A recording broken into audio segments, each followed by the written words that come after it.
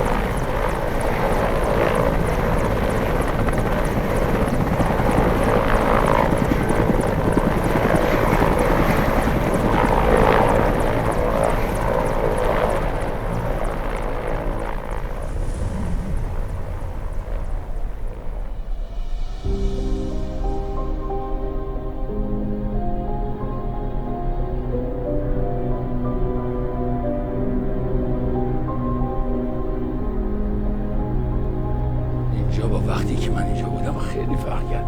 این میراث تاریخی دکتر همینجوری با حال خودش رها شد. اینجا قابلیت اینو داره که جزء افتخارات منطقه باشه. ولی می‌بینید که همینجور ولش کردن به امان خدا. واقعا جای ترس افتاده. اگه دکتر به دستور شما پروژه احیای قلعه کلید بخوره، ما انشالله به سرعت در 3 فاز این قلعه رو دوباره احیا می‌کنیم. فاز اول گلبرداری از کف و بنا به دلیل اینکه بدونیم مسائل به کار رفته چی.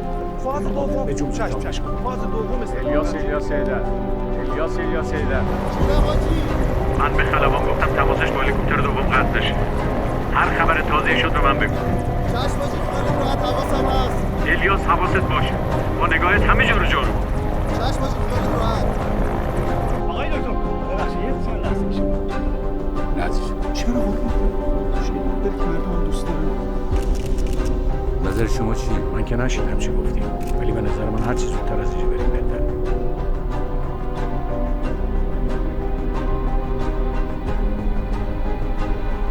دکتر اینم پیرم بفرمایید.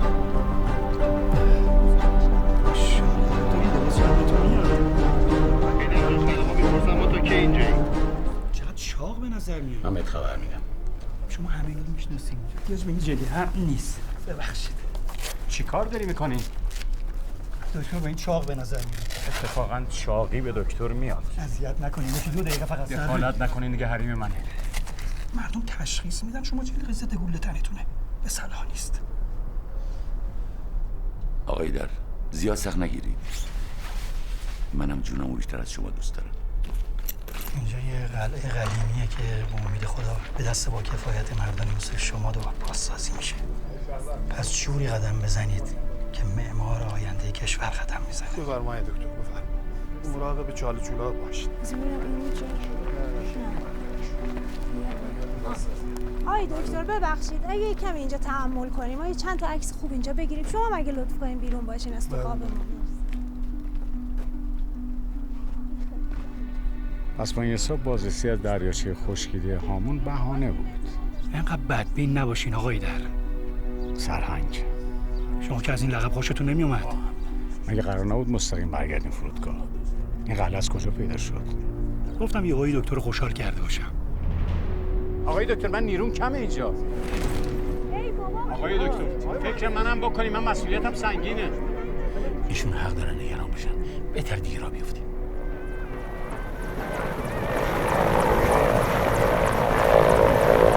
کی اینا رو خبر کرده؟ اتفاقی فهمید. وقتی هلیکوپتر به این بزرگی اینجا بشینه معلومه سرازیر میشن ببینن چه خبره. اگه این اتفاقا زیاد بشه من دیگه نمیتونم کنترلش کنم. دکتر جان یه سلامی بهشون بدین بد نیست. درسته. اینطور رفتم بیادبیه. دکتر من فقط یه نیرو دارم. شما نگران نباشید اینا غریبه نیستن. برای شما شاید، ولی برای حفاظت همه غریبن. تو مرام دکتر بی‌اعتنایی به این مردم توهین محسوب میشه. این مردم قابل احترامه. برای احترام یکم دیر شده دکتر. خوش آمدی آقای دکتر. حواست باشه یاس. ماشاءالله هنوز جوان و سرزنده. چرا علیه اتباع رفتی؟ ما هنوز زنده ای. شرمندم نکن. گرفتار. اینا رو بلش کن آقای دکتر. مشتری رو چیکار می‌کنی؟ این مردم قوی نمیتونه کار با همت شما اینجا رو آباد می‌کنید. ما همت کردیم شما که همت کنید. حق با شماست. برای همین ما اینجاییم که مشکلات رو با هم حل کنیم. برای سلامتی رئیس جمهور آینده. ببینم پدر جان، اون موتوری که داره میاد جلو رو میشناسی؟ کدام؟ همین آقایی که داره میاد. والا کلاه و سربندش از مردمای محل ما نیست. الیاس! برو دم هلیکوپتر!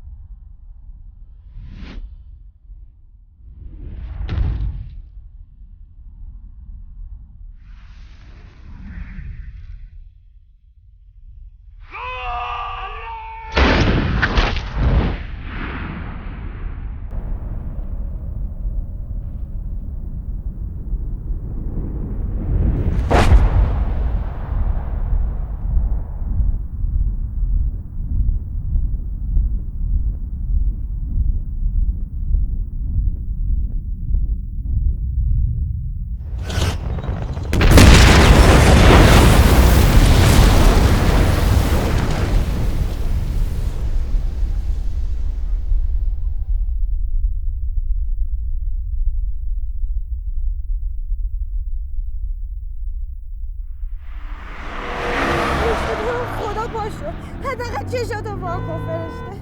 خانم آصف نفس نمیکشه. خیلی از این داره دستشو بگیر بالا. آفرین. گریه نکن، نمیمیره عزیزم. چقدر دیگه می‌رسیم خانم آصف؟ عزیزم من هنوز نرسیدم. دستم خب. آره حتما زنگ بزنی. من صلاح همینه که به مادرش زنگ بزنم.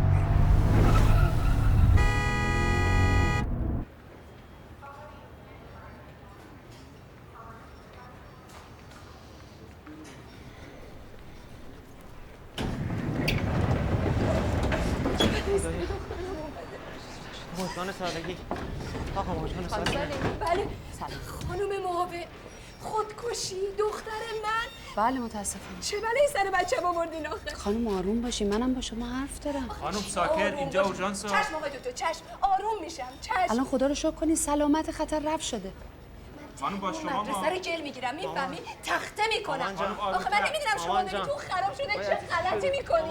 من بچه رو فرستادم تربیتش کنی. قربونت برم. برو مجگان اونجاست. به خدا قسم اگه یه تار مستر مجگان کم بشه بیچاره‌تون میکنم.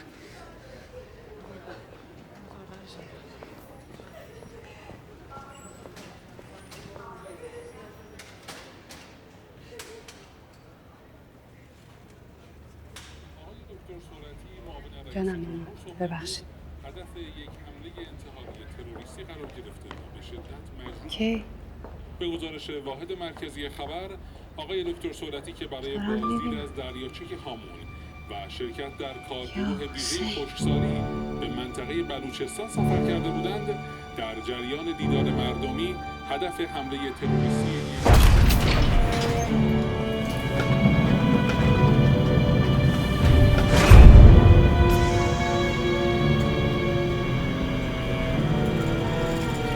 همکنون کنار هواپیمای حامل دکتر سولتی معاون رئیس جمهور و جمعی از همراهانشون هستیم که به شدت در این حادثه خونین تروریستی مجروح شدند.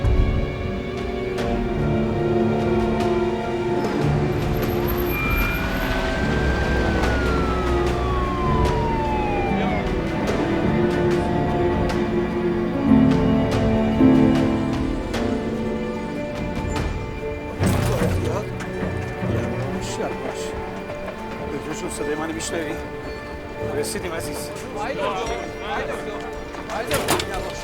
میتونن صحبت کنن؟ میتونه صحبت کنن؟ آره ببخشید شما میتونید در مورد این حادثه توضیح بدید؟ بنده به واسطه مسئولیتم که مشاور عالی دکتر هستم و درس میدم. بلا خاطر اومد شما هر روز پرونده جنجالیتون اومد بازی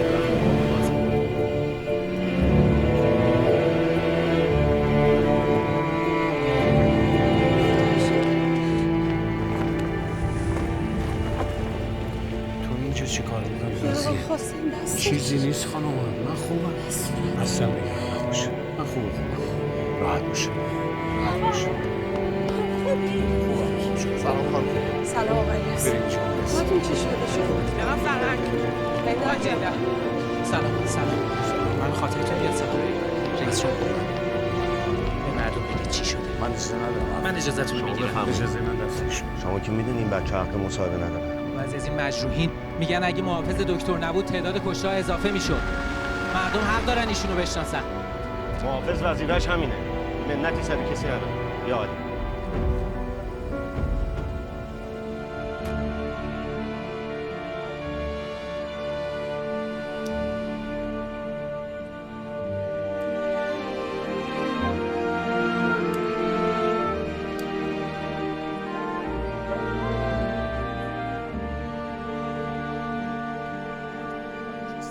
کرده بودند در جریان یک دیدار مردمی هدف حمله تروریستی یک عامل انتحاری ناشناس قرار گرفته که با هوشیاری مسئولین حفاظت ایشان عامل انتحاری به هلاکت رسید، ولی متاسفانه به علت انفجار تعدادی از هموطنانمان به شهادت رسیدند و تعدادی نیز مجروح شدند. ما همکنون کنار هواپیمای حامل دکتر صولتی معاون رئیس جمهور و جمعی از همراهانشون هستیم که در سانحه خونین تروریستی به شدت مجروح شدند. من پرسیدم تعدادی از مجروحین در همون مرکز استان شدند. چرا؟ خب بابا که سالمه. دیگه چی میخوام بدونم؟ خانم شما تو مامان جان گوشی رو بردار، هر کی بود بگو بابا حالش خوبه، مامان گرفتار بعدم بهتون زنگ میزنه. مریم جان شما نمیخوایی تلفن تو جواب بدی؟ خاله با اون تلویزیون دیدی؟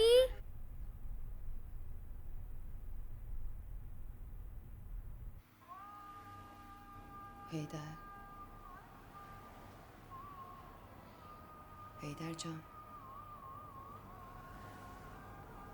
چرا امروز تموم نمیشه؟ تموم شده. گوش کن، صداشو میشنوی. پاشو.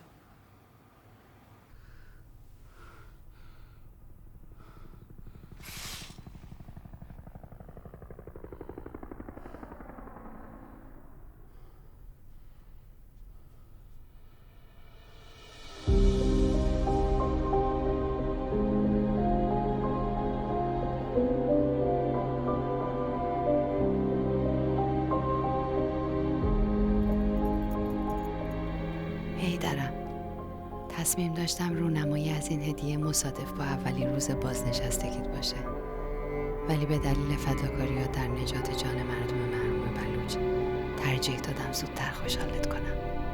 مبارکت باشه. راضیه؟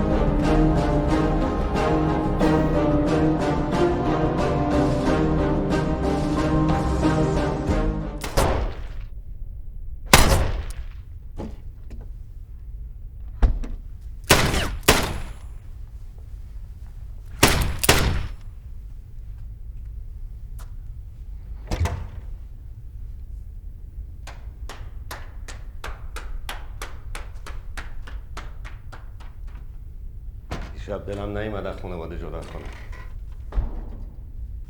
همه جا صحبت توه. دقیقه 90 برگ رو میکنی. حیدر، تو افتخار حفاظتی. من چشام اشتباه میبینی یا عمدی هدف نزدی؟ ببین دلت چی میگه؟ دلم میگه اگه طرف حیدره پس اشتباه میکنی. یه طوری نگو باورم بشه. چرا نیومدی دفتر؟ چون گزارش مأموریت رو ننوشتم. چرا؟ خودم هم پی همین جوابم. دیگه وقت تمومه. این دفعه دیگه نمیذارم حقتو ندیده بگیرن. باید ترفیای عقب افتادت هم بهت بدن. این کاغذ، این قلم. تا اینجا خلوته بشین بنویس. بالا تو دفتر منتظرتم.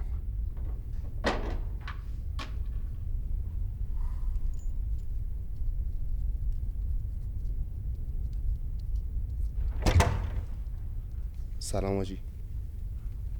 سلام. چطوری؟ بهترم. شما چطوری؟ بد نیستم. گزارش نوشتی؟ بله آجی، تحویل دادم. چی نوشتی؟ هرچی دیدم. چی دیدی؟ آجی امتحانه. میخوام بدونم از منم چیزی نوشتی؟ از شما؟ نقش اول شمایی. من افتخارم اینه که تو تیم حاج حیدر دارم یاد میگیرم. دست درد نکنه. حاجی. بله. من هرچی به موبایل مریم خانم زنگ میزنم گوشیش خاموشه. خب شاید شارژ نداره. ولی حاجی دیروزم یکی دو بار که زنگ زدم انگار رد تماس میکردن. میپرسم.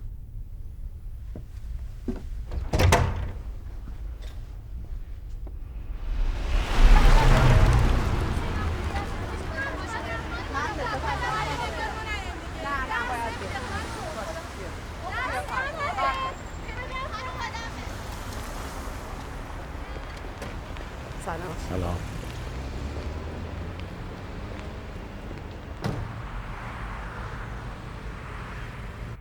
بمیرم، این چشا چقدر خسته است. کاش استراحت میکردی.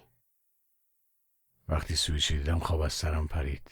تو رو خدا قابل تو رو نداره. مریم موبایلش پیششه. آره، کاریش داری؟ پس چرا جواب الیاس نمیده؟ شک بی موقع. به چی شک کرده؟ حیدر نگهدار. چی شده؟ نگهدار حیدر جان، نگهدار بهت میگم.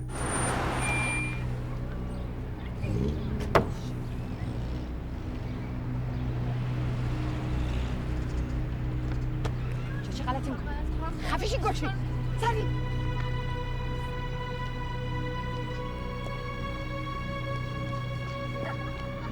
بیش چته؟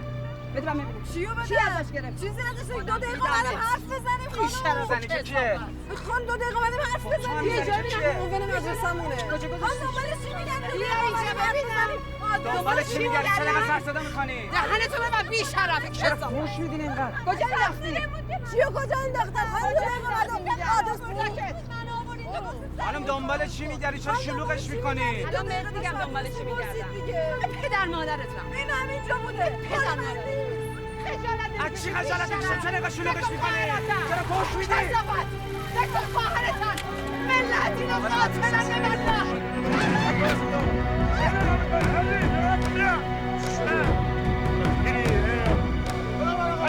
یا برو تو گم کن برو.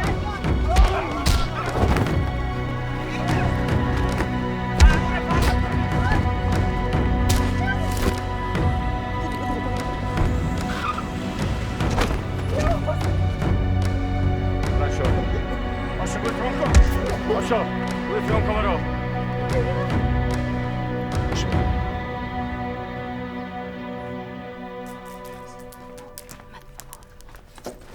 جمع کن وسایل. موبایل دیگه دیدم.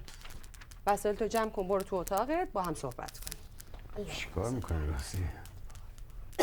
نبودی ببینی باباتون چه کرد؟ چشت میزنن حیدر جان. مردم همه داشتن تماشا میکردن. الله ما خفه شدن. خوبه برات خوبه. جمع کن. نم کن ببینم. الیاس گناهش چیه بابا؟ چرا موبایلش جواب نمیدی؟ مادرت میگه شرط براش گذاشتی. درسته.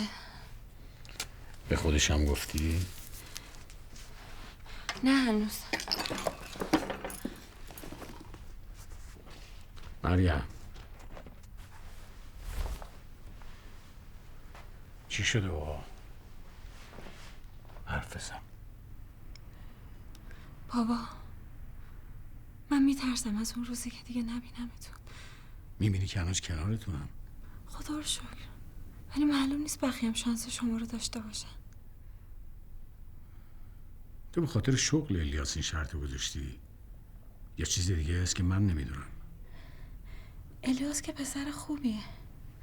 مشکلم شغلشه. الیاس وقتی اومد خواستگاریت شغلش همین بود.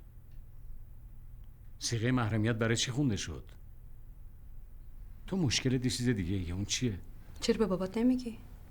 اون نمیخوام بابا رو اذیت کنم. پس وقتی الیاس زنگ زد بگو نه خودت خلاص کن. حیدر جان، مریم میگه که قبول نداره که شوهرش جونشو به خاطر کسی به خطر بندازه. راضیه؟ اون کارشه، اعتقادشه. اعتقاد که نیست، وظیفه است. ببینم چه فرقی میکنه؟ خیلی فرق میکنه مامان. به نظر من هیچی ارزش مردن نداره. هیچی؟ شاید الیاس مثل تو فکر نکنه. خیلی خوب، پس بین من و اعتقادش یکی انتخاب کنه. ولی تو سر سفره پدری بزرگ شدی که شغلش اعتقادش بوده. بابا من که همیشه به شما افتخار میکردم. کجا؟ تو خونه یا دانشگاه؟ خب شاید لازم نبوده بقیه شغل شما رو بدونن. فکر میکردم بزرگ شدی بابا. ببخشید بابا، من میدونم که مرگ و زندگی دست خداست، ولی همه دلشوره و نگرانیش برای من. بابا دلم نمیخواد بیام فرودگاه جنازه‌شو تحویلم بدن.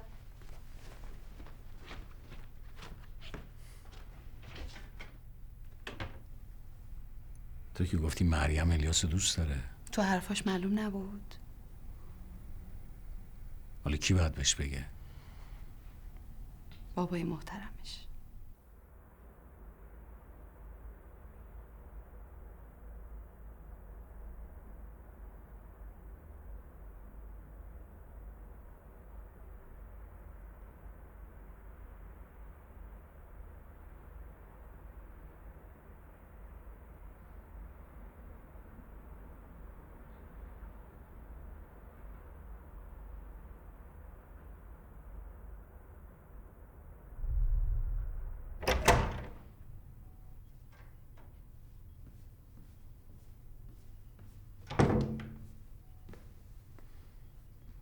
سلام. سلام. بفرما بشین.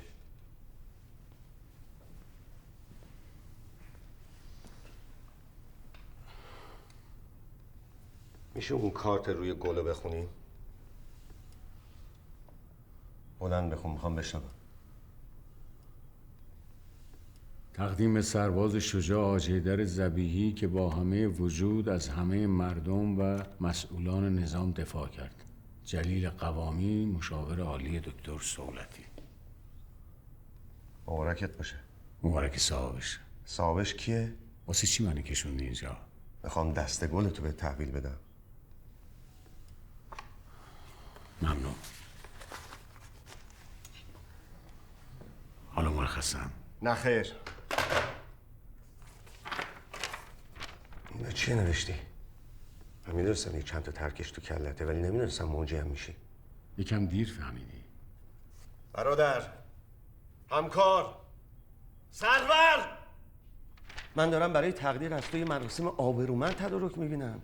اون وقت تو با این سفرنامه‌ای که نوشتی همه حیثیت و سابقت رو داری میدی به باد. اصلا متوجهی؟ من میدونم چی نوشتم. نه، نمیدونی که قرار 2 ماه دیگه بری بشینی تو خونه. حیدر چه مرگته؟ با کمال تأسف و شرمندگی اعلام می‌دارم که من به عنوان سرتیم حفاظت از دکتر صولتی نباید اجازه فرود در آن منطقه بازرسی نشده را میدادم و باید با تمام قوا در مقابل اصرار بیجای آنها میایستادم. خدایا من چگونه در صحرای محشر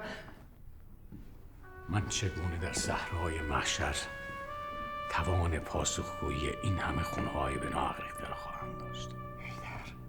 من یه گزارش فنی میخوام، نه وصیت‌نامه. توی این گزارش اون انتحاری کجاست؟ سهمش چقدر بوده؟ اصلا از کجا پیدا شد؟ فرود دکتر صولتی چطوری لو رفت؟ هی در تحلیل، من تحلیل میخوام. من سهم خودم رو گفتم، بقیه هم شامت داشته باشن سهمشونو بگم. تو چرا داری به خودی گل میزنی؟ چون مقصر بزرگ منم که اجازه دادم. همه اجازه میدن، این یه رسمه. همه سرتیما میدونن نباید با شخصیت سرشاخ بشن، ولی این برگه حکم اون انتحاری رو داره. این یه بمبه. ترکشای این کاغذ از اون مرتیکه انتحاری بیشتره. من دیگه موهام سفید شده اشرفی، باید فکر سفر باشم. سفر به خیر. ولی مومن، این گزارش داره پای تک تک بچه ها نوشته میشه. تو که نمیخوای نفرین بدرقه سفرت باشه.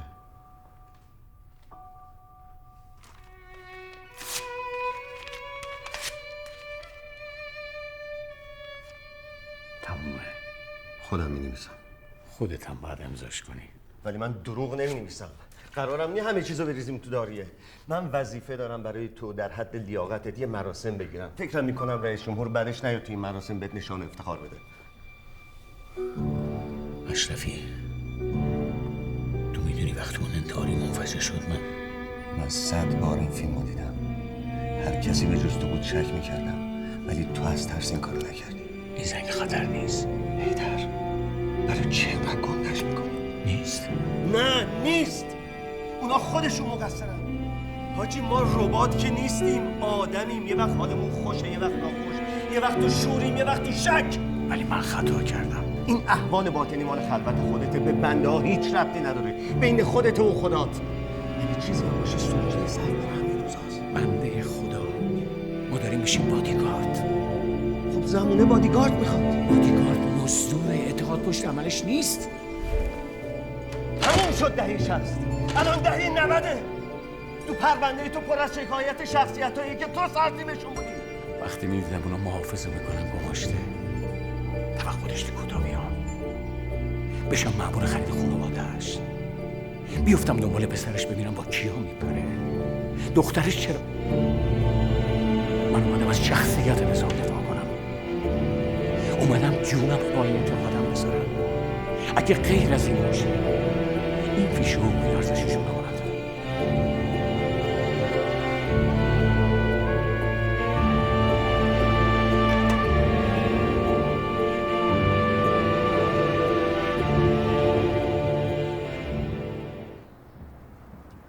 سلام. سلام، برگشتین؟ رسوندیمشون هتل. در خدمت.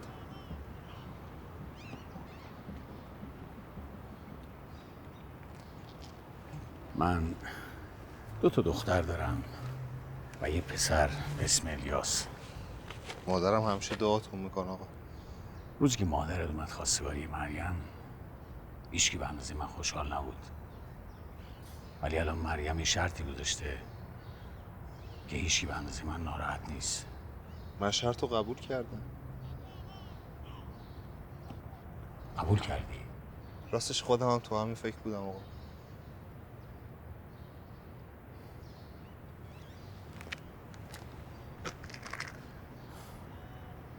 بس میخوای بری؟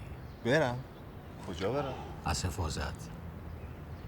نه، صحبت از حفاظت نبود. پس چی؟ هیچی. مریم خانم به من گفتن درس تو ادامه بده، منم.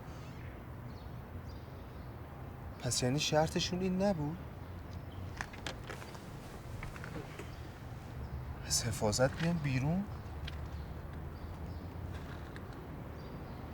حاجی نظر شما چیه؟ جوابش پیش خودته. حاجی نظر شما برای من مهمه.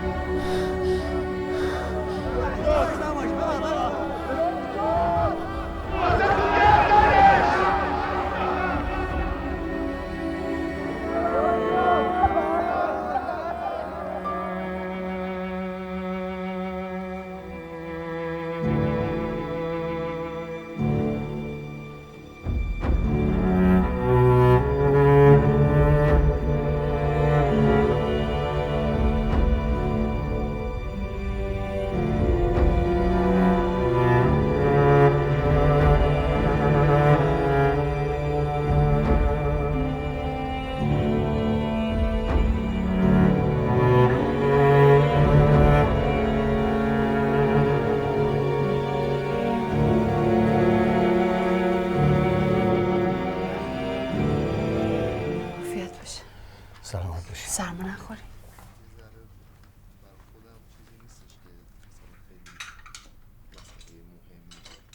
اون موقع برام اصلا مهم نبود ولی الان که فکر میکنم بابا جونم بابا. چرا مریم نمیخواد با الیاس ازدواج کنه؟ خوب نیست حرفاشونو گوش کنی. ولی من که جای مریم بودم حتما با الیاس ازدواج میکردم.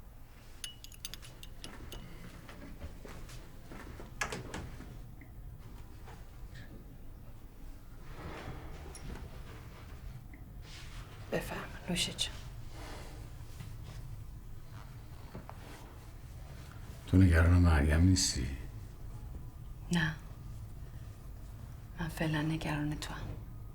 میل بفرمایید.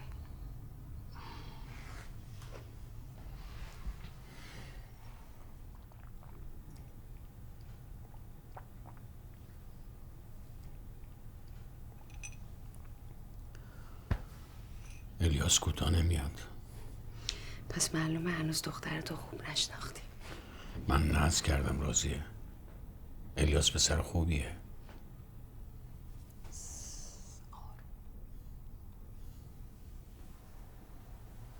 تو نمیخواد نگران این چیزا باشی. اینا رو بسپر به راضیه. دلم میخواد وقتی از پله ها بالا رفتی و به رئیس جمهور رسیدی سر حال و سرزنده سینتو بدی جلو تا مدال درست سر جاش قرار بگیره.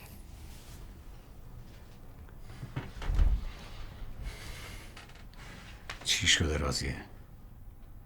از یه طرف خوشحالی براش برای محافظت مراسم بذارن، از طرف دیگه هم بدت نمیاد که الیاس شغلمند نداشته باشه. من به این جوون تو اوج روزای جنگ گفتم بله. اون موقع نه پدر خدا بیامرزم راضی بود نه مادرم که میگفت راضیه بیوه میشه، ولی هر دوشون به انتخاب من احترام گذاشتن. الان منم به انتخاب دخترم احترام میذارم که اونم به انتخاب دخترش احترام میذاره. بله مامان دارن تشریف میبرن. الان میام مامان جان.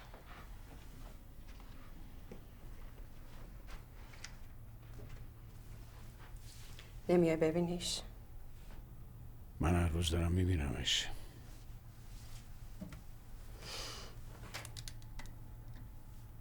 هر طور که ایدر بخواد.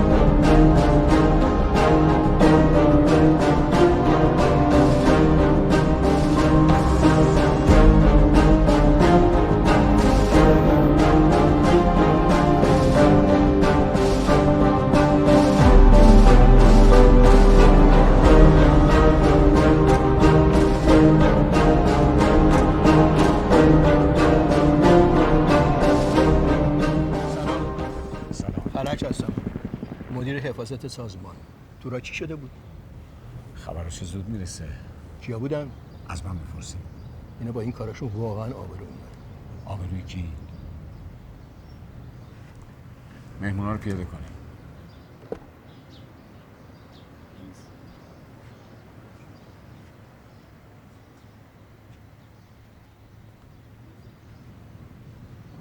چی کار کردین با اینا؟ بله عصبانیشون کردین.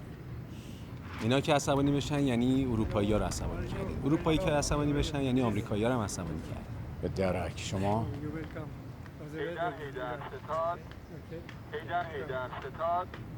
یه هیدر کدوم طرفیه؟ خیبریه یا موتوری؟ تو نمیخوای برگردی پشت میزت؟ رئیس دارن نگران میشه. هیدر ستاد. هیدر ستاد. ستاد هیدر به گوشم.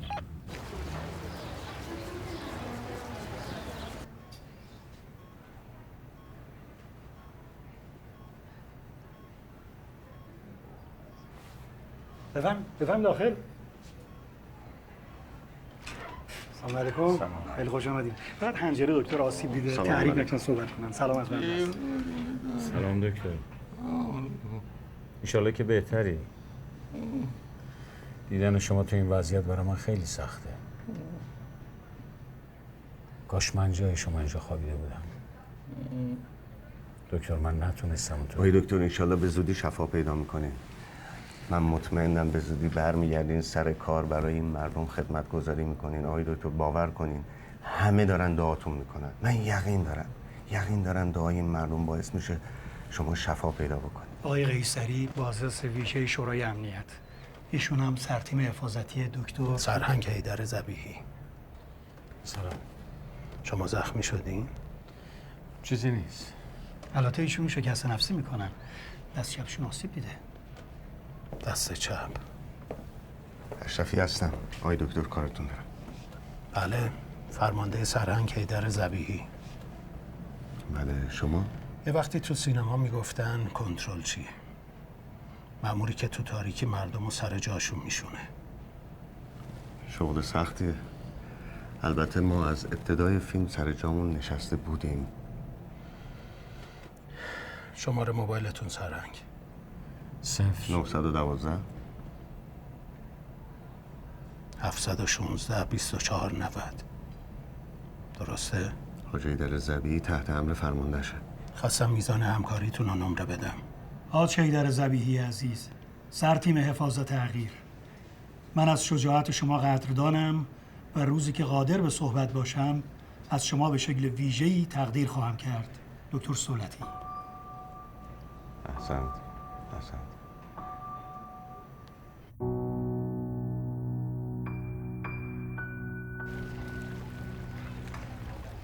چی شده هیدر؟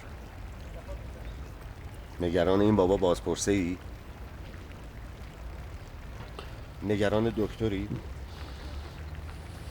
تو که دیدی دکتر رو تخت چه پیغامی بهت داد. هیدر چته؟ مرخصی میخوام. مرخصی؟ باشه یه چند روز برو استراحت؟ چند روز نه. چقدر؟ تا روز بازنشستگی. بازنشستگی؟ هیدر همین. الهی من فدای این چشات بشم. من که میدونم دوای دردت چیه. چتربازی که از پریدن ترسیده باشه تا دیر نشده دوباره باید بپره. من دیگه نمیتونم. چرا؟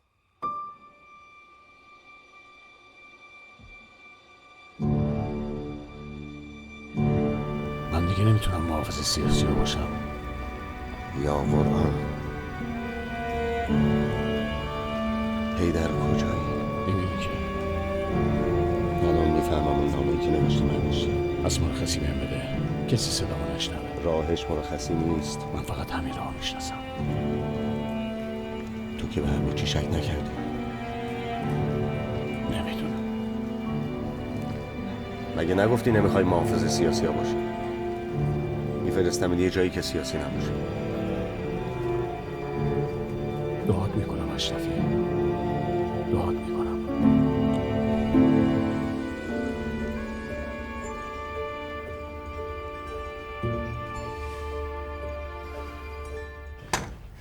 بفهمی.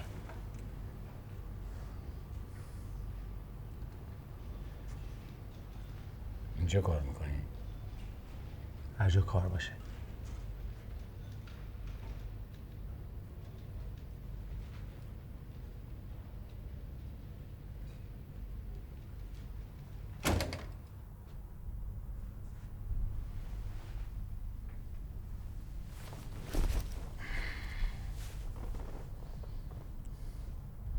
آقای خلج نمیان؟ میان. چهره شما خیلی بر من آشناست. ما قبلا جایی هم دیگر ندیدیم. حافظت زود پر شده. یادم یکی به من مطلق انداخت که خیبری هم یا موتوری. اونو که یادمه. برید عقب‌تر. تو کار نداری؟ کار که زیاده. اگه چشابی ها بذارم. میتونم بپرسم شما چند سالتونه؟ فکر کن داداش کوچیک باباتم. راهنمایی خوبی بود. حالا شناختم. مبارکت باشه. از برو به کارت برس. من مهندس میثم زرین هستم. شما قراره از این به بعد بادیگارد من باشید. نمیخواید خودتون رو معرفی کنید؟ بندم حیدر ذبیحی هستم. آقای حیدر ذبیحی، تکلیف من چیه که دوست ندارم بادیگارد داشته باشم؟ منم دوست ندارم بادیگارد باشم. جالبه. پس برای چی اینجا این؟ به من گفتن قرار محافظی شخصیت علمی باشم.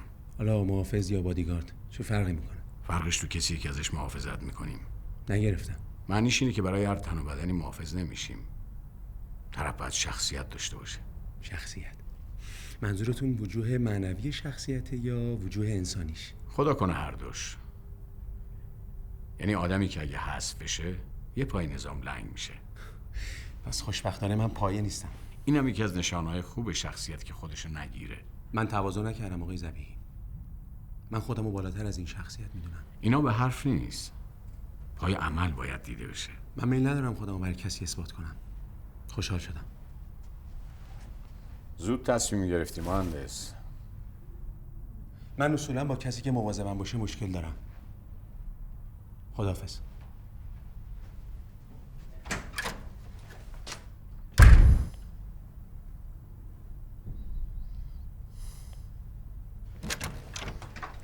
سلام آقای ذبیحی.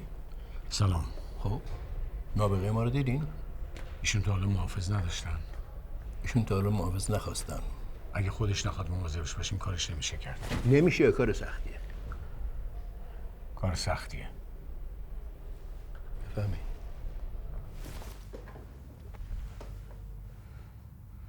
آقای خلج، من سیاسی‌ها رو خیلی خوب میشناسم، ولی این قماش انگار یه طوری دیگه هن. همین اول آشنای کلی سر کار بودم. ببین آقای ذبیحی، ما تو این 30 و چند سال تا دلت بخواد آدم سیاسی تولید کردیم. من اگه جای دشمن بودم به فکر حذف اینا نمیافتادم، چون انقدر آدم داریم که بتونیم جایگزینشون کنیم. ولی بد نیست بدونی که تو چند میلیون جوان ایرانی فقط چند نفر پیدا میشن که مثل این مهندس میثم زرین باشن. اون یه نابغه است. شخصیت های دهه 90 یعنی همین دانشمنده نابغه.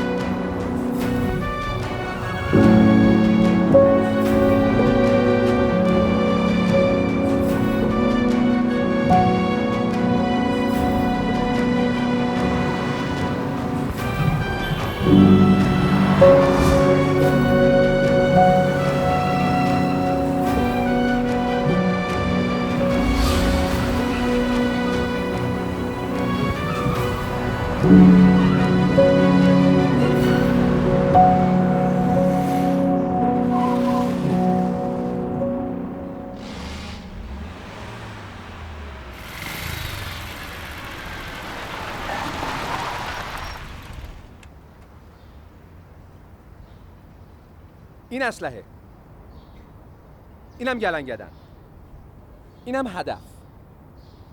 حالا وقتشه ماشه رو بچکونم. میسم نمیخوای خودتو معرفی کنی؟ خانمو نگران کردی. خیلی خوب، پس خودم معرفیت میکنم. این آقا بادیگارد تحمیلی منه، آقا حیدر ذبیحی. حالا که فهمیدم دارم تعقیب میشم و فهمیدم شما داری تعقیبم میکنی و حالا که تو این بنبست گیرتون انداختم و حالا که شما رو هدف گرفتم، بفرمایید نمره من چند؟ نمره من چند استاد؟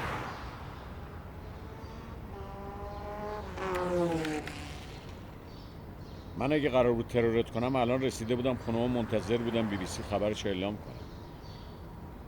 به همین سادگی، به همین راحتی. جوون، تو اگه به خودت رحم نمی کنی اقلا با اونایی که سوارشون میکنی رحم کن.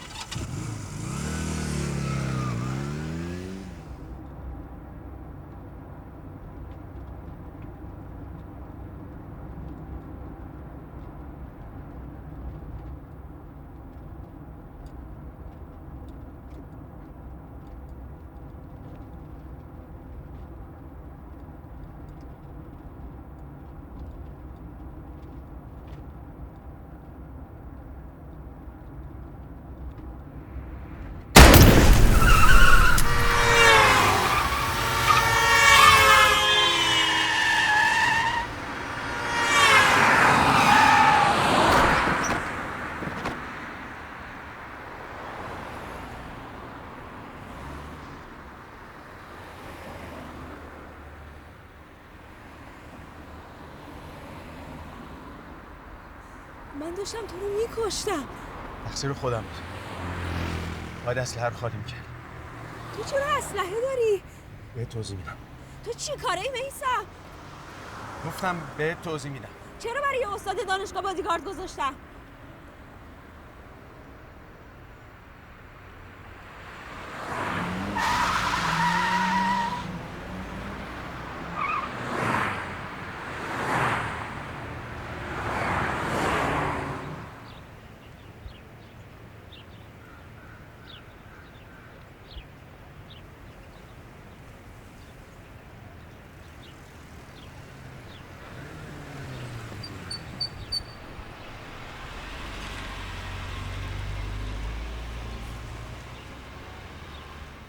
هسته بحرانی U-236 مثبت یا اورانیوم پرتوزا رو به وجود میاره.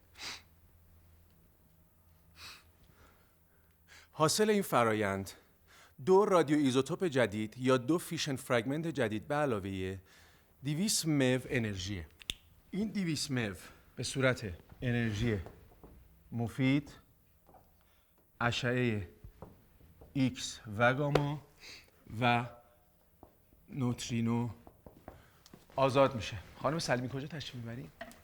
ببخشید، حالم خوب نیست. حال منم خوب نیست خانم، ولی نمیتونم اینا رو بعد از کلاس دوباره برای شما توضیح بدم. بچه‌ها این 200 مو هیچی نیست. برای تولید 1000 مگاوات برق توسط یک ریاکتور 10 به توان 15 بار در ثانیه پدیده شکافت داخل قلب یک ریاکتور باید تکرار بشه.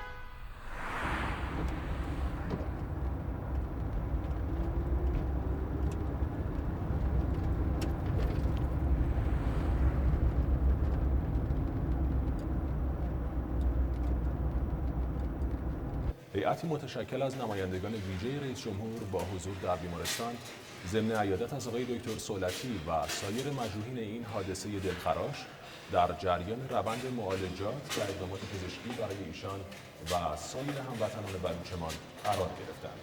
نماینده رئیس جمهور در این دیدار ضمن محکوم نمودن چنین اقدامات مظلومانه تروریستی توسط جریان‌های افراطی با آرزوی سلامتی برای دکتر صولتی بر انجام تحقیقات کامل در رابطه با این حادثه اجازه هست شناسایی و مجازات مسببین و دست‌های پشت بفرمایید. این جنایت تاکید کردند.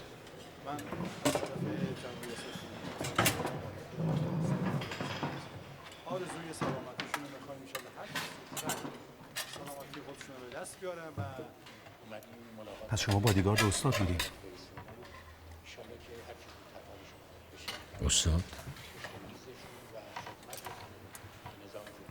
دکتر صولتی استاد من بود. ولی حیف که کرسی دانشگاه ول کرد رفت زیر کرسی سیاست. بله. باید دعا کنیم حالشون خوب بشه. حتما. من رمزگشایی بلد نیستم. ولی ظاهرا آخرین نفری که بادیگاردش بودین الان رو تخت بیمارستانه. خب شما رو اینجا تبعید کردن یا یه جورایی حکم تشویقیتونه؟ حدس بزن. یه کمی با من صادق باشی. من میل ندارم توضیح بدم. آفرین. منم میل ندارم بادیگاردی با این سابقه دنبالم را بیفته. من که فاصله با شما حفظ کردم. فاصله من و شما با این چیزا حل نمیشه. به من مأموریت دادن از شما که سرمایه مملکتی حفاظت کنم. جدی؟ منم حق دارم سهمی تو این سرمایه داشته باشم یا نه؟ این قایم موشک بازی شما زندگی شخصی منو به هم ریخته. اجازه هست؟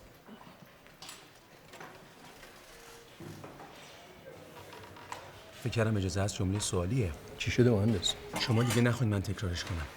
این گلده‌ای که از اینجا رد شد الان میتونست از اینجا رد شه. مسلح بودن ایشون کار اشتباهیه. شما حواس منو پرت کردین. آقای میثم. مهندس میثم. چشم. مهندس. من سالهاست برای حفاظت سوار موتور نمی‌شدم. فقط برای راحتی شما این کارو کردم. اگه راحتی من برای شما مهمه تعطیلش کنید. تعطیلش کنید آقا. باشه. کار ایشون تعطیل. خوبه؟ دیگه هم مزاحمشون نمیشن.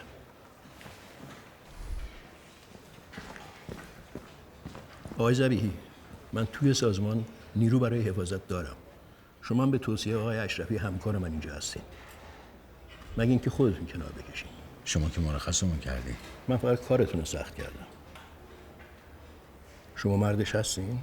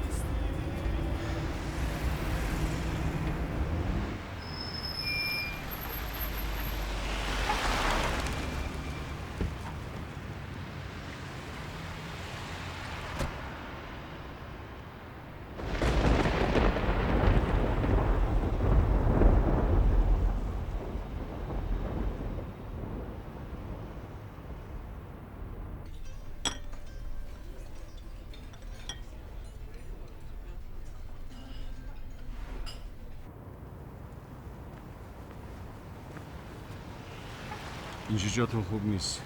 برید اون طرف خیابون برسید. چشم. حاجی من یه کار کوچیک داشتم باهاتون. الان؟ سریع میگم. همین موتور رو برد و ببر بالا. چشم.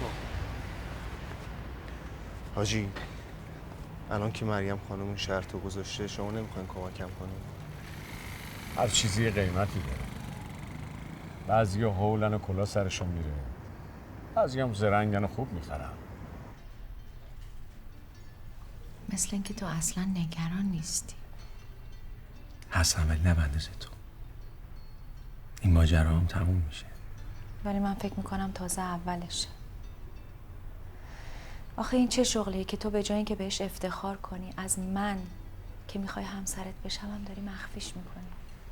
چرا وقتی با ما حرف میزنی بهم نگاه نمیکنی؟ سحر، من کار عجیبی نمیکنم. مثل یه معلمی که بعد از کلاس درسش میره مسافر کشی میکنه. اون معلم مشکل مالی داره که مسافر کشی میکنه. تو هم همین مشکل رو داری؟ ازدواج خرج داره دیگه. میسم من دارم جدی صحبت میکنم. سوالت واقعا خنده داره. من تعجب میکنم کجاش عجیبه که یه استاد دانشگاه تو وقت اضافیش کار تحقیقاتی بکنه. اون استادا بادیگارد ندارن. بادیگارد که دیگه مشکلش حل شد، دیگه بادیگاردی وجود نداره. تو داری صورت مسئله رو پاک میکنی میسم. اگه بادیگارد لازمه که نبودنش یعنی خطر. ولی مسئله من این نیست. مسئله من اینه که تو چرا یه جایی داری کار میکنی که یه عده آدم میخوان بکشنت. دلیلشو میلیون بار از رادیو، تلویزیون، رسانه ها گفتن و تو هم شنید. تو که میگفتی من از سیاست بیزارم. من کار سیاسی نمیکنم. کار من علمیه. تو میشی یکی از پیچ و مهره‌های قدرت. خیلی خوب، قبول. من شدم پیچ و مهره قدرت. تو راه حلت چیه؟ بگو. چیکار باید بکنی؟ از اینجا بریم. کجا بریم؟ یه جایی که بدون وحشت بتونیم با هم قدم بزنیم، به زندگیمون، به آیندهمون فکر کنیم. یه جایی که مجبور نشیم از ترس ترور فرار کنیم. به خدا سحر، منم آرزومه در آرامش کنار تو کار تحقیقاتیمو بکنم. کجاست اونجا؟ تو فقط کافیه لب تر کنی. رو دست میبرنت میسم. من گرونم سحر. اونا ارزش تو میدونن. خیلی خوب، قیمت من چقدره؟ من نمیدونم. از این دوست و رفیقات که رفتن بپرس. اونا قیمت خودشونو دادن، من که هنوز خودمو حراج نذاشتم. دیر یا زود مجبور میشی.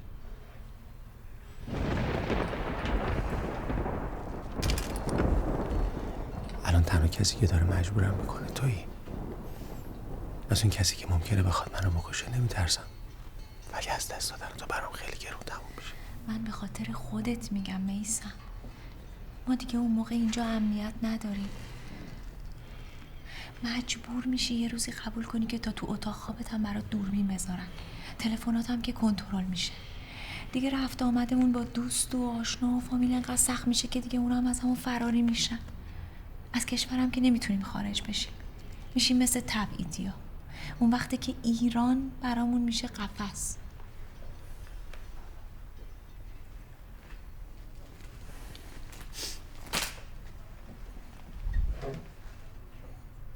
این اطلاعاتو از کی گرفتی؟ خودم فکر کردم. با کی مشورت کردی سر؟ تو به منم شک داری؟ نه، از اونایی که ازشون مشورت گرفتی بپرس قیمت آزادیشون چقدره. من نمیدونم میسم. من فقط اینو میدونم که نه میخوام نه میتونم مثل مادر تو باشم.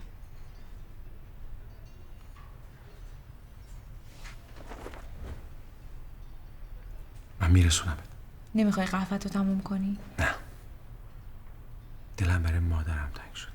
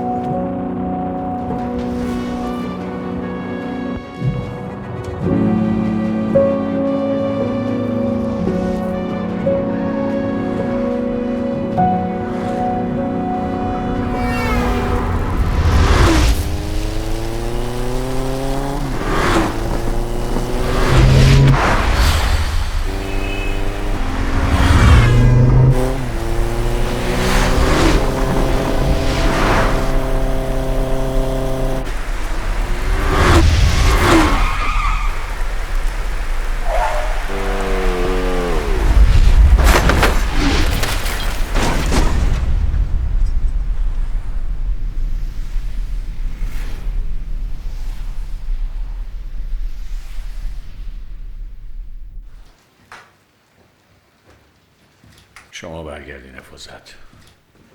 پس این نابغه حالا ببینیم چی میشه. من خودم هستم.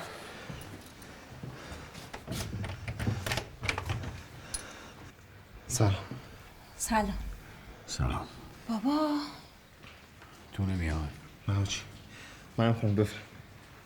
حاجی یه ذره استراحت کن. برو بسلام. خداحافظ. خداحافظ. چرا بابا نمیاد تو؟ بسم الله ایده. سلام. سلام. چرا قهوه‌ایزی؟ رفته بودم استخر. خدا مرگم بده، مهمون داریم. کی؟ باید ببینیش. برو لباس تو عوض کن. اینو ببرم جلو مادر.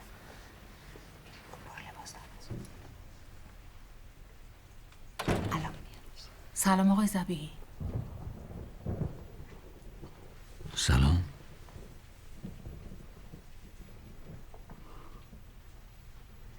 خانم زرین راه گم کردی.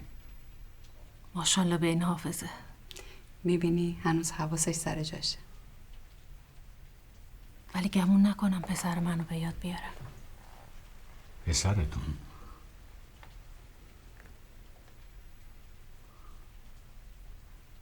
میثم. احسنت. میثم زرین؟ مهندس میثم زرین؟ همون جوونی که شما زحمت محافظتشو به عهده دارین.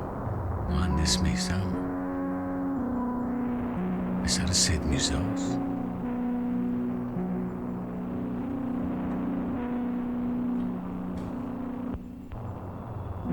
خیلی سخت آدرسو گیر آوردم. خب دیگه حرف زیاده برای گفتم. باید نشست. آقا ایدرم بره لباساشو عوض کنه. ایدر جان نه دیگه دیر وقته. من برای میثم اینجام. بله در خدمتتونم. اتفاقی از حرفای میثم فهمیدم که شما محافظشین. میثم منو شناخته؟ بله.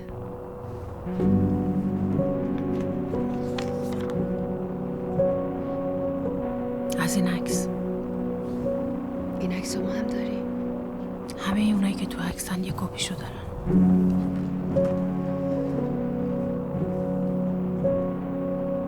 امضاهای پشت عکس یادتونه؟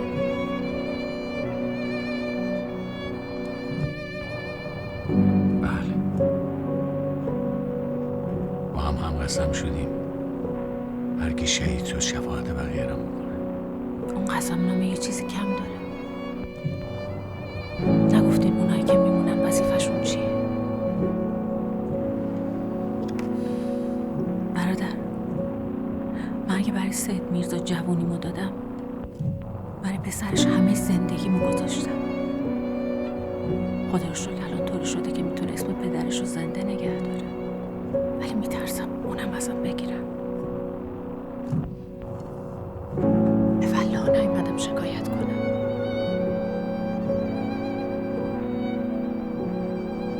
فقط اومدم بگم یه وقت تلخی‌های یادگار سید خستتون نکنه. به روی چشمم. خدا رو شکر دیگه شب راحت میتونم سرمو رو بالش بذارم. کجا خانم زرین؟ دیر وقت تشریف داشتیم.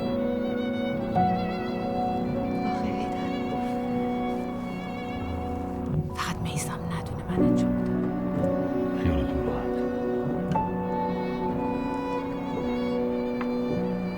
خدا نگهدارتون باشه. خداحافظ.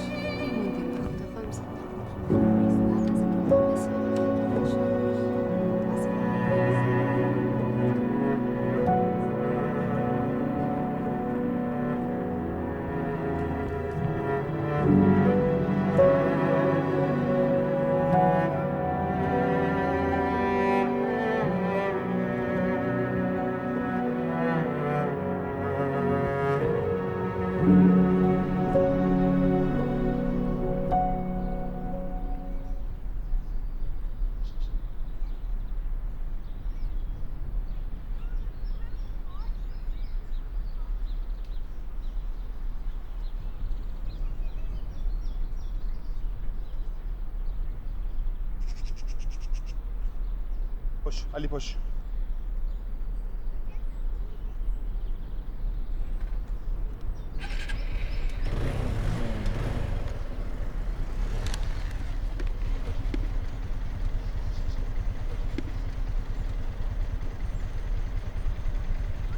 برید دنبالش. خوش.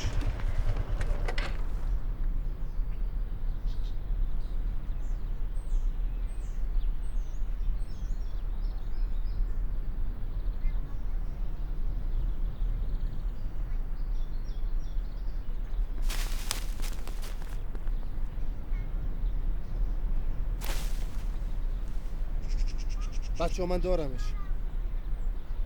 این نابغه داره با ما قایم موشک بازی میکنه. کم نیارید بچه ها. کارتو بکنن قدم نق نزن.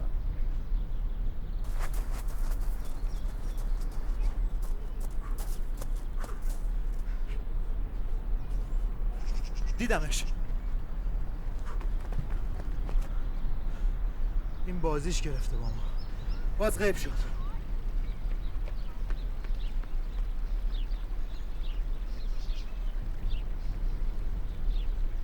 الیاس عباس احمد، یه خبر بد. مهندس زرین برنده شد. تیم ایدر با 3 مدعی باخت. ایشون الان رسیدن منزلشون.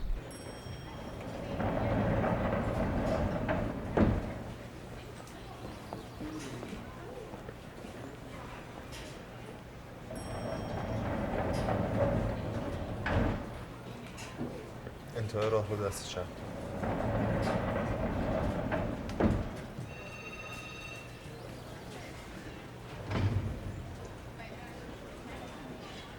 این همون بچه بوده چشمشو تخلیه کرده. سلام علیکم. ناقابل. دست شما درد نکنه. از شما به مزیت. چون کنه؟ آقای دکتر دست شما درد نکنه. ببخشید ما میزبان خوبی برای شما نبودیم. دست شما درد نکنه. واجه دکتر باشد. سلامت. سلامت. شما فهمید تخت آخریه. چه خوابیدن ایشون. بله. سلام دکتر. سلام علیکم. سلام ببخشید. خوش آمدید. دست شما درد نکنه. استاد بزرگ مرد کوچک. بشین از این. ببخشید. چه سبتید؟ میسم جان. ببینم چی کارا میکنی. کجا هستی؟ دکتر ببخشید من ممنوع تصویرم. ممنوع تصویر؟ بله دکتر. بله دکتر اگه میشه بگین عکسم نگیرن لطفا. جانم دکتر. عکسم گفتم. همه شو دکتر. بسیار. خیالتون راحت بشه. ببخشید. نگیرن. میسم جان. پس ممنوع تصویر شدی. خب یعنی که ماشاءالله به جای بالا رفتی. زنده باشی. من همیشه به افتخار میکردم میسم. ولی سیاست شما رو از ما گرفت دکتر. نه میسم جان. من یه سربازم. هر جا بگم میرم اونجا نگهبانی میدم. خدا حفظتون. حافظات کجا؟ احتمالاً تعجب میکنیم.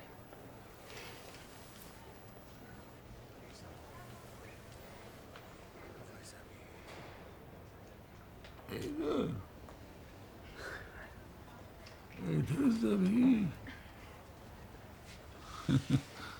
خوبه. حالا که دکتر سرحال شدن منم باید اتاقم رو جمع کنم. دوست دارین چیزایی رو که جمع کردم رو ببینین؟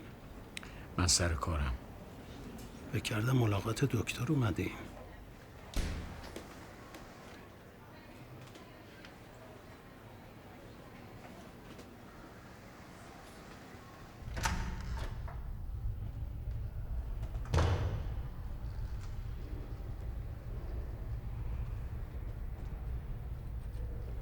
در رو ببندیم.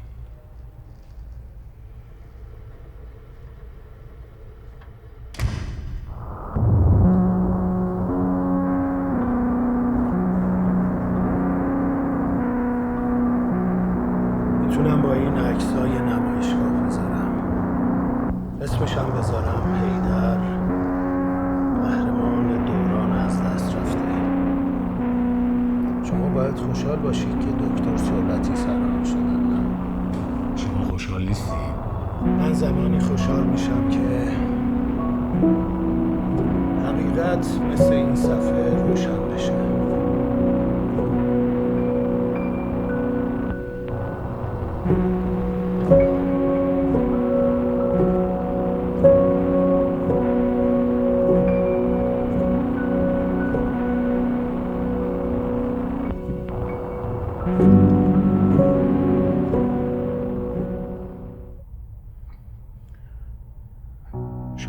چی میگردین؟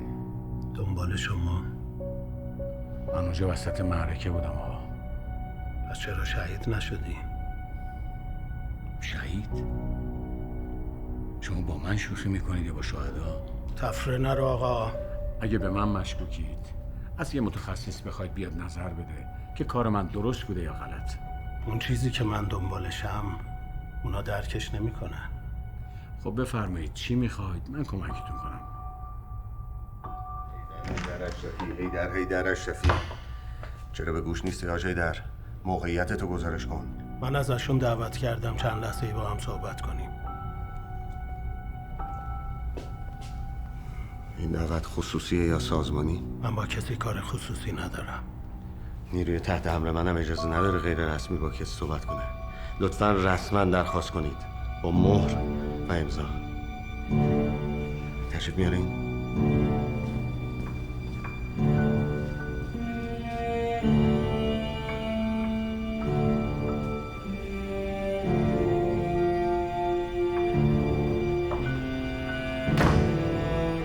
من که میدونم هنوز چند تا از ترکش‌ها نزدیک تعال دکتر جا خوش کردن و ایشون یه عمل سنگین و خطرناک دارن. پس این شو چیه که راه انداختیم؟ آقای دکتر صولتی علاقه دارن که با شما ملاقات داشته باشن. تو نگران چی هستی؟ معلومه نگران تو هم. خیالت راحت، من حالم خوبه. خب الهی شکر. پس بشین. من باید برم پیش اون نابغه. نابغه رو ولش کن، برمیگردی پیش دکتر صولتی. چی؟ بفرما بشین.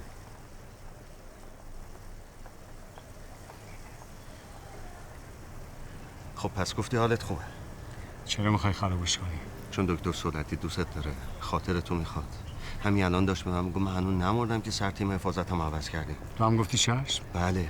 هیدر منم گرفتاریای خودمو دارم. یه خورده به من فکر کن. من که نمیتونم صبح تا شب با جماعت سرشاخ شم. من کمه دردمو بهت گفتم. خب منم کمکت کردم. الانم نوبت توی کمکم کنی.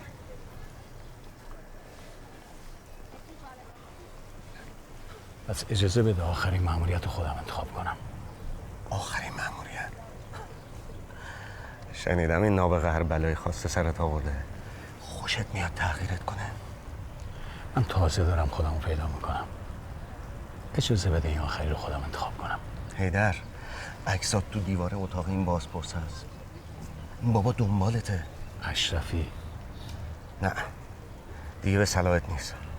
صلاح من؟ صلاح من، صلاح تو، صلاح سازمان، صلاح دکتر. خدا رو چه دیدی؟ شایدم شد رئیس جمهور. خب بشه. ربطش به من چیه؟ نکنه فکر کردی میخوام بشم وزیرش.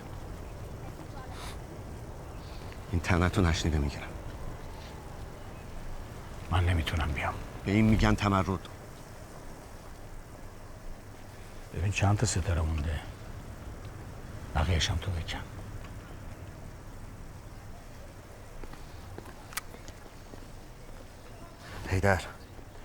هیدر برگرد، کارت دارم.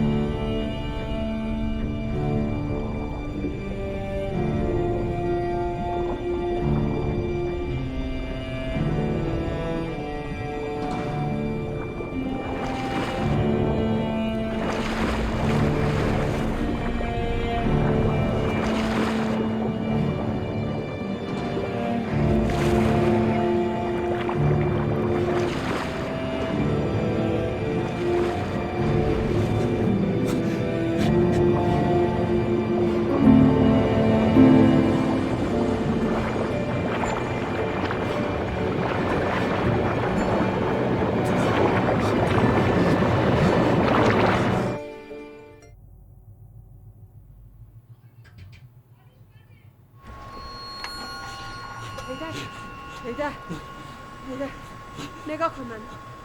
هیدر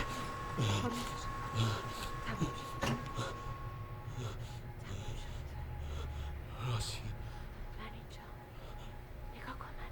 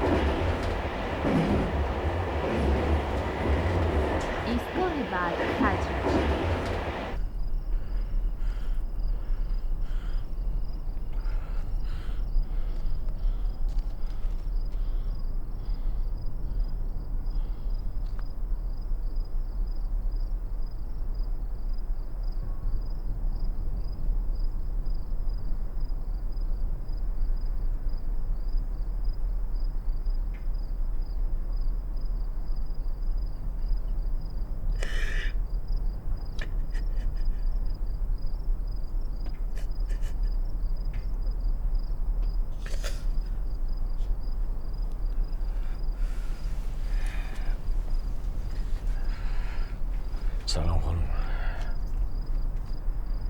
سلام آقای زبی. عجب تصادفی. بفرمایید مادر. تصادفی تو کار نیست. اینا بهش میگن تعقیب و مراقبت. ولی این تعقیب و مزاحمته. میثم، به خدا اومده بودم پیش سید میرزا شکایت پسرتون رو بکنم. حالا که سید شوهرم دعوت کرده به شما میگم ایشون حتی ما رو قابل نمیداره تو سایه‌اش را بریم. نفرمایید آقا. میبینی بابا، میبینی تو این غارم نمیذارن با هم خلوت کنیم. دیر اومدی رفیق سید میرزا، دیر اومدی رفیق بابا. میثم مادر، اینقدر خودتون رو مشغول کردین که بزرگ شدن ما رو ندیدین. حالا که اومدن چرا نمیذاری مراقبت باشم؟ تا اینجا رو پای خودم بودم، نمیخوام دین کسی گردنم باشه مادر. من ازشون خواهش کردم. نباید میخواستی.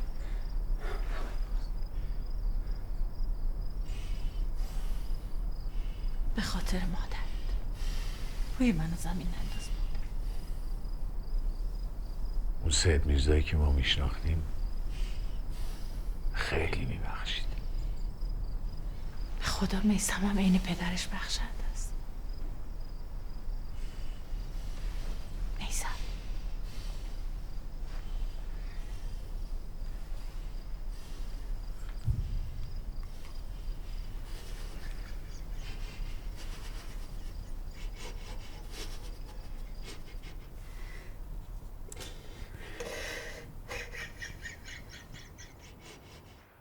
خب پرزنت امروز من آنالیز عدم قطعیت پارامترها در مدل بندی فرآیندهای گذرا در نیروهای هسته‌ای بوشهر. چرا این در واقع مبحث رو انتخاب کردم؟ برای اینکه افزایش ایمنی این نیروگاه و راکتورهای دیگه برام خیلی اهمیت داره. همونطور که هممون میدونیم پارامترهای بسیار زیادی در فرآیند آنالیز ایمنی یک راکتور اهمیت دارن. این پارامترها اینقدر مهمن که اگه جلوشون گرفته نشه میتونن باعث بروز یک فاجعه بشن، به طوری که میتونن دمای ماکسیموم غلاف سوخت یک راکتور رو به حدی برسونن که به نقطه ذوب به نقطه انفجار برسه. ایمیل میکنم. بچه حاضرین؟ حاضرم هیدر. هیدر آماده این.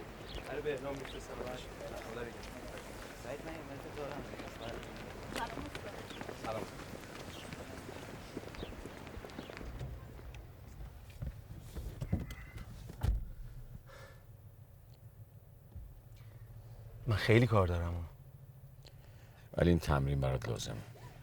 من این بازی رو بلدم. ببین اگه قرار تیم حفاظتیت محدود بشه مجبوری خودت هم یه جور عضو تیم بشی. ای مادر، ای مادر، باش زبونم لال شده بود ازت نمیپرسیدم. هیدر ذبیحی یادته؟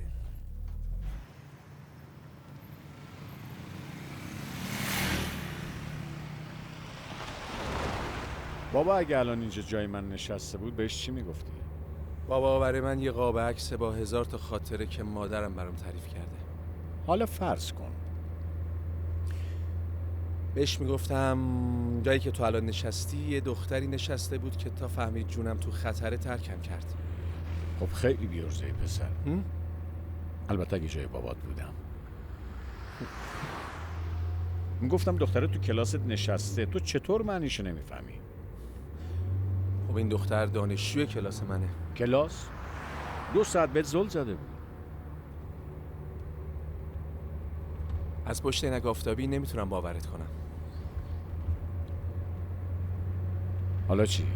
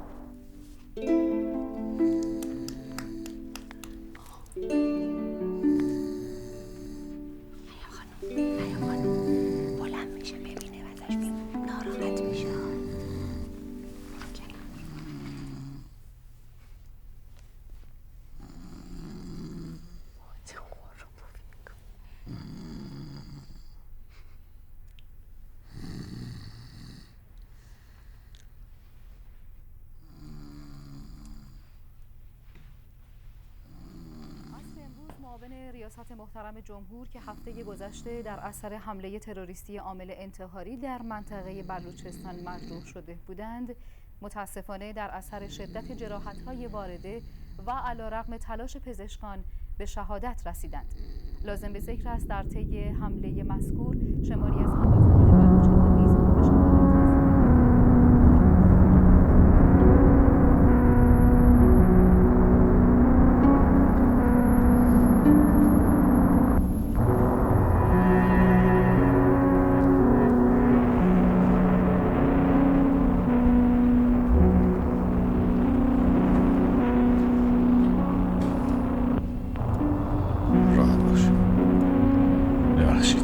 کارتو بکن.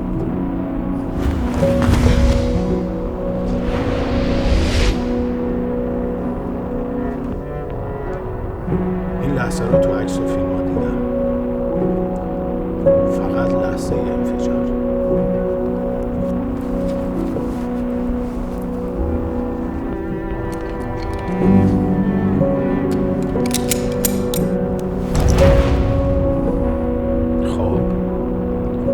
دکتر روش دست پا میزد. منم همه حواسم به انتحاری بود. وقتی تکبیری گفت فهمیدم علامته. اون وقت پیشونش هدف گرفتم.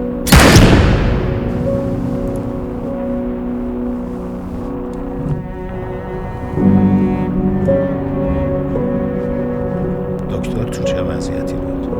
من صورتشو نمیدیدم. وقتی دیدم انتحاری افتاد و منفجر نشد، حواسم به اطراف بود و انتحاری معمولا تنها نمیان. داشتم اطراف نگاه میکردم که یهو منفجر شد.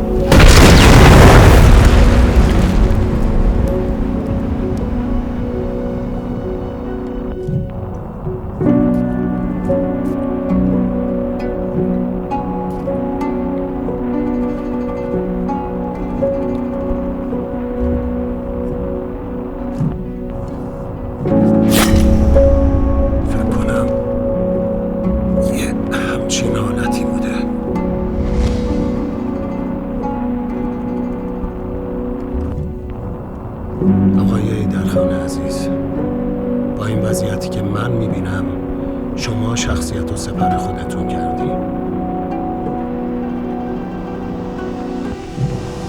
الان صحبت درباره محافظیه که باید فدایی شخصیت نظامی شد، ولی در لحظه خطر شخصیت و فدای خودش کرد. این جرم بزرگیه آقای ذبیحی.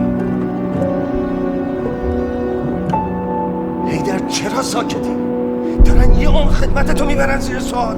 آقای اشرفی برادر، داری راه و اشتباه میری. نسل هیدر ترس نمیشناسه. بلا تشبیه هیدر مثل انتحاری است. کلید انفجار جای دیگه است. باید دنبال کلید بگردیم. صاحب این خونه خود شاهده که تو کوتاهی نکردی. من همینجا منتظرم.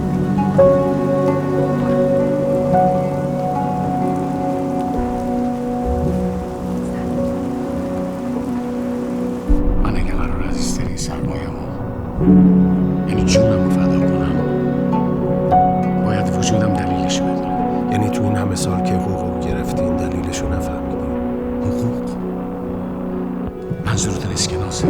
خیر، شما باید افتخارتون این باشه که با جونتون حافظ شخصیت‌های نظام هستید.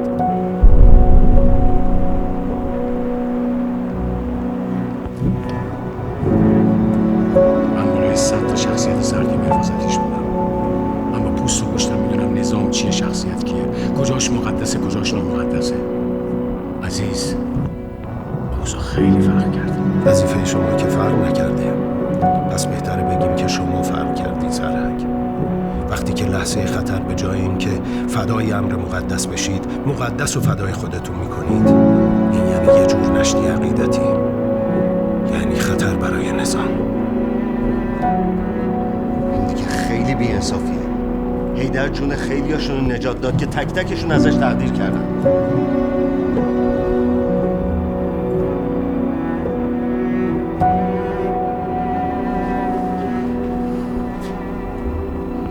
هیدر نه اولین نفره نه آخریش. چشماتون رو باز کنین. میترسم از اون روزی که این کشتی سوراخ میشه. آقای اشرفی، من با شما کار دارم.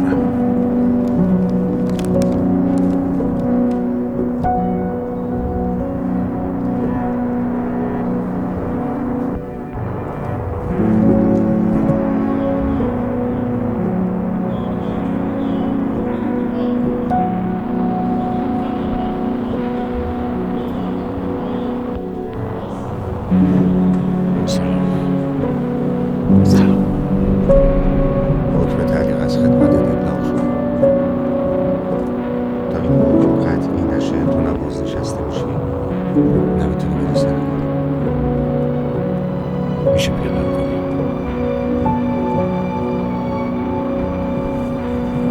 بازم شرمندت شدم. کارش نمیشه کرد. میخوام پیاده شم اونجا که ماشین گیرت نمیاد. بیدر خیلی خوب خیلی خوب. خیلی جرأت میخواد بیای اینجا. من همچه اراده ای ندارم. خانم شاگرد دیدم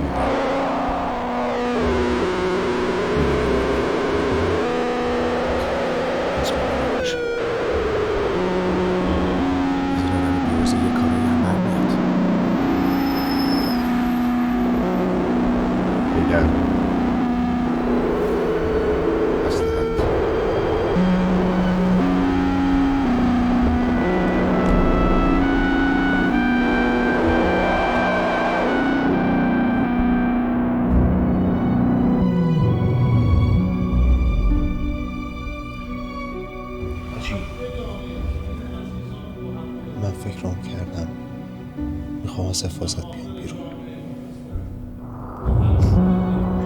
شما این همه زحمت کشیدی خونه دل خوردی الان دارم اینطوری جوابتو میدم. من با اون مردی که شغلشو بازیچه زنش میکنه دختر نمیدم.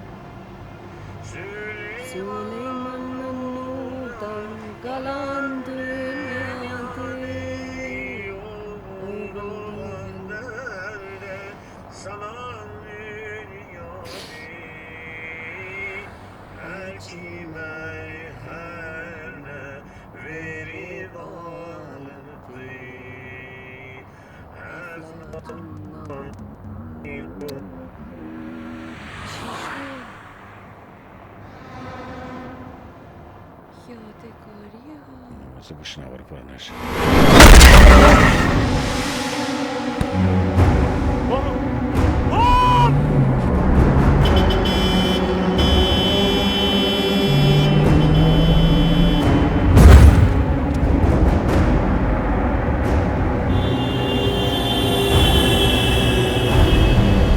درو باز کن!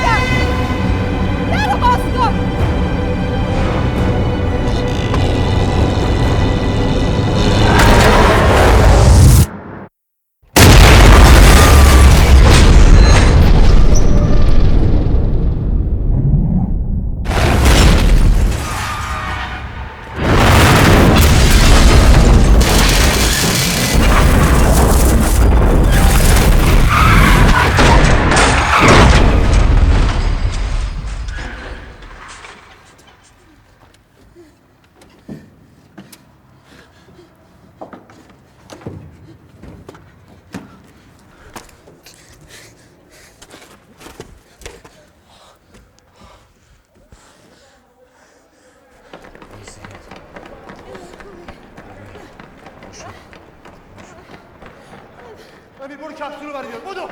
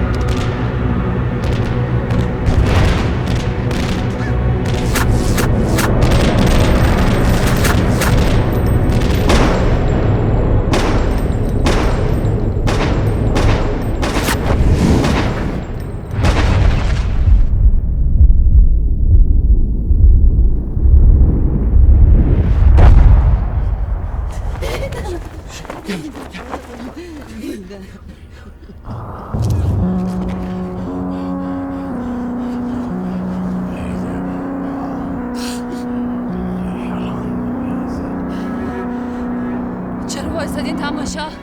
آمبولانس خبر کنی.